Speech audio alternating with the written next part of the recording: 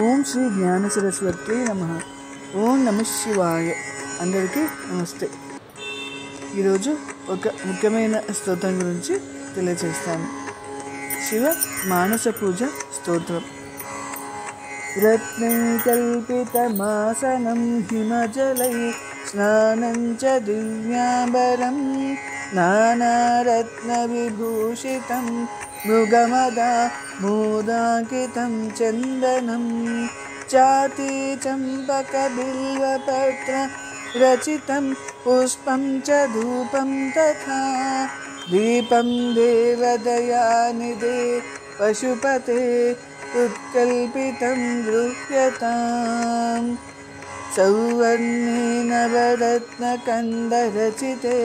పాత్రే ఘృతం పాయసం భక్ష్యం పంచవిధం పయోధరియుతం రంభాఫలం పానకం శాకానామయుతం జలం రుచికరం కర్పూరకంఠోచలం తాంబూలం మనసామయా విరచితం భక్త్యా ప్రభో స్వీకురు చత్రం చామరయోర్యుగం వ్యజనకం చాదర్శకం నిర్మలం వీణాభేరిమృదంగ కాహలకలా గీతం చ నృత్యం తథా సాష్టాంగం ప్రణతిః స్తుతి బహువిధ ఏతత్ సమస్తం మయా సంకల్పేన సమర్పితం తవ విభో పూజా గృహణా ప్రభో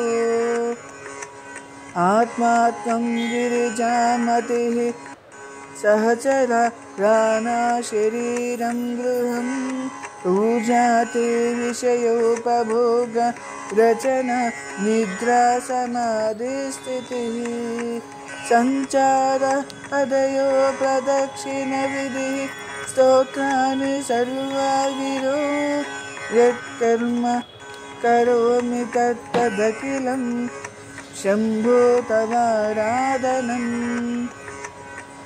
కరచరణకృతం వా కాయజం కర్మజం వా శ్రవణనయనజం వా మానసం వా పరాధం విహితమవిహితం వా సర్వమేతత్ క్షమస్త్వా జయ జయ కరుణాబ్దే శ్రీ మహాదేవ శంభో జయ జయ కరుణాబ్దే శ్రీ మహాదేవ శంభో శ్రీ మహాదేవ శంభో శ్రీ మహాదేవ శంభో శ్రీ మహాదేవ శంభో.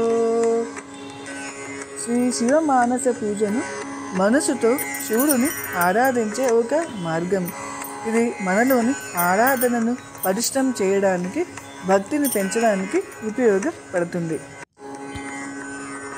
ఈ శివ మానస పూజ స్తోత్రం చేయడం వలన మనసును ప్రశాంతంగా ఉంచుతుంది మరియు ఆందోళనలను, ఆ టెన్షన్స్ను తొలగించడానికి సహాయపడుతుంది. అలాగే ఈ పూజ శివుని పట్ల మన భక్తిని పెంచుతుంది మరియు ఆరాధనను మరింత లోతుగా చేయడానికి సహాయపడుతుంది. ఈ శివ మానస పూజ మనలో ఆత్మవిశ్వాసాన్ని పెంచుతుంది మరియు మనసును ధైర్యంగా ఉంచుతుంది. ఈ పూజ మనకు ఎదురయ్యే సమస్యల నుండి ఉపశమనం కలిగిస్తుంది మరియు మనసును ప్రశాంతంగా ఉంచుతుంది. మనం మనసుతో శివుడిని ఆరాధించడం ద్వారా బాహ్య ఆరాధన అంతర్గతంగా ఉంటుంది, అంటే మానసికంగా ఆరాధించాలి.